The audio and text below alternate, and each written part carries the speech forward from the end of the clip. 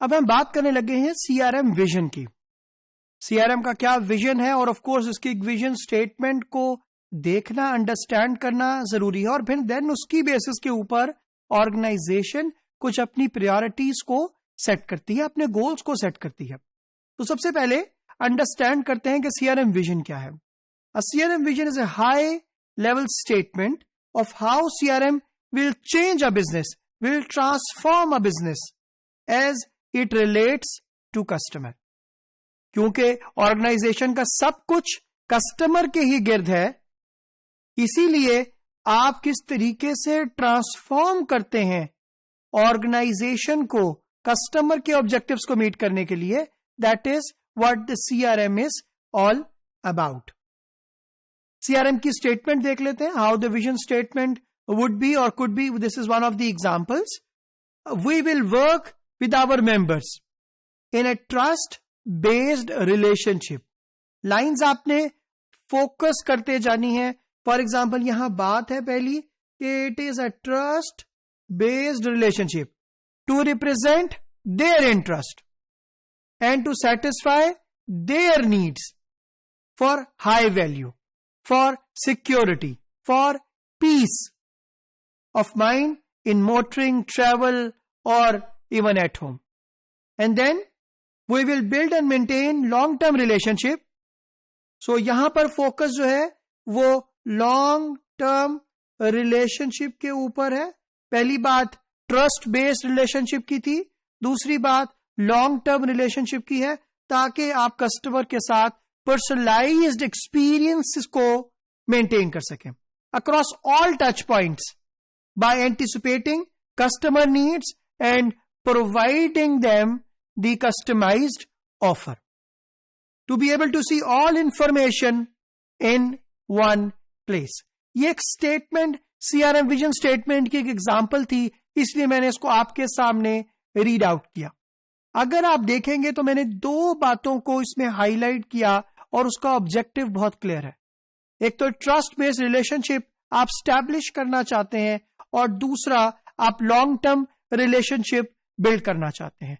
लेकिन दोनों का ऑब्जेक्टिव एक ही है, आप कस्टमर के लिए वैल्यू क्रिएट करें, आप कस्टमर के लिए एक्सपीरियंस क्रिएट करें, ताकि आपके साथ वो लॉन्ग टर्म रिलेशनशिप में, ट्रस्ट बेस्ड रिलेशनशिप में आ जाए, जहां पर फिर आपके उसका रिलेशनशिप इस तरह का हो कि आप उसको जिस प्राइस के ऊपर प्रोडक्ट सेल करें वो आपसे बाय कर ले, आपका रिलेशनशिप उसके साथ ऐसा विन विन बन जाए कि आप लॉन्ग टर्म के लिए एक दूसरे के पार्टनर्स बन जाए। एंड देन जब आप विजन स्टेटमेंट सेट कर लेते हैं, then it is a time to set the priorities. Of course there will be certain priorities जो कि शॉर्ट टर्म की होंगी, कुछ लॉन्ग टर्म प्रायोरिटीज होंगी। तो clear priorities for action, normally focused on cost reduction. पहला फोकस कॉस्ट रिडक्शन, दूसरा customer के एक्सपीरियंस को बेहतर करना, इंप्रूव करना, तीसरी एक्सपेक्टेशन, बिकॉज जब आप सिचुएशन एनालिसिस करते हैं तो आपको आइडिया होगा कि कुछ लो हैंगिंग फ्रूट्स होंगे।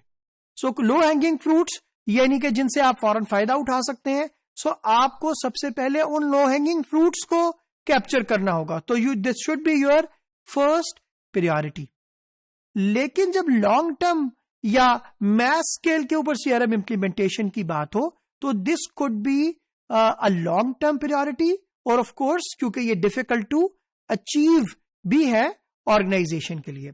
हम ये भी इवैल्यूएट करते हैं कि जो सीआरएम के गोल्स हैं वो किस तरीके से ऑब्जेक्टिव्स के साथ अलाइन होंगे। तो फॉर एग्जांपल आप ये कहते हैं कि मेरी ऑर्गेनाइजेशन के 3 स्ट्रेटेजिक गोल्स हैं।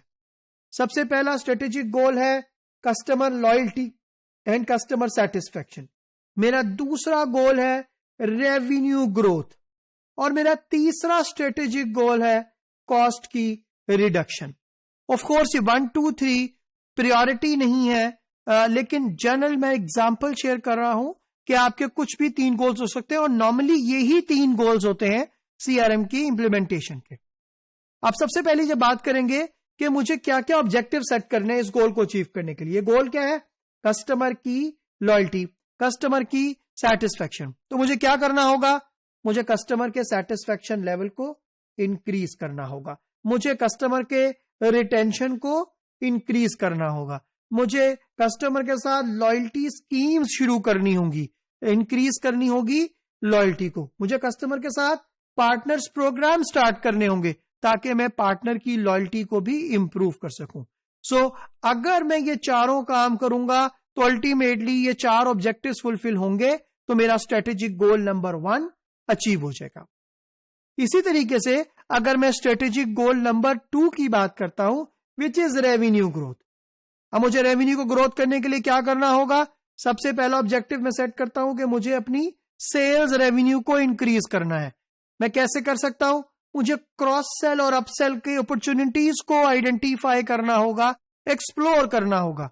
कस्टमर की प्रॉफिटेबिलिटी को भी इंक्रीज करना होगा, नए कस्टमर को एक्वायर करना होगा, अपनी मार्केटिंग कैंपेन को रिस्पॉन्सिव कैंपेन बनाना होगा where you can interact with your customer. और मुझे लीड जनरेशन करनी होगी, वो लीड जनरेशन जो कि एक्चुअली क्वालिफाइड लीड्स हैं, उसके ऊपर फोकस करना होगा, क्वालिटी लीड्स के ऊपर काम करना होगा। अगर मैं ये सारे ऑब्जेक्टिव्स को मीट करता हूं तो अल्टीमेटली मैं अपने strategic goal of revenue growth को अचीव कर सकूंगा। इसी तरीके से मेरी ऑर्गेनाइजेशन का जो तीसरा स्ट्रेटेजिक गोल है वो कॉस्ट रिडक्शन है। किस तरीके से हो सकती है? उसके क्या मुझे ऑब्जेक्टिव सेट करने होंगे? सबसे पहला ऑब्जेक्टिव होगा कि मैं कॉस्ट ऑफ सेल्स को रिड्यूस करूं, कॉस्ट ऑफ कस्टमर सर्विसेज को रिड्यूस करूं, अपनी मार्केटिंग कॉस्ट को रिड्यूस करूं और अल्टीमेटली अपने मार्जिन्स को भी इंप्रूव करूं। यह करने से मेरा तीसरा स्ट्रेटेजिक सीआरएम गोल जो कि कॉस्ट रिडक्शन है वो भी पूरा होगा। हर ऑर्गेनाइजेशन के 2-3 ही कोर स्ट्रेटेजिक गोल्स होते हैं, specially in the context of CRM. ये it is all about cost, it is all about revenue and ultimately it is all about customer satisfaction, customer loyalty and customer के साथ relationship.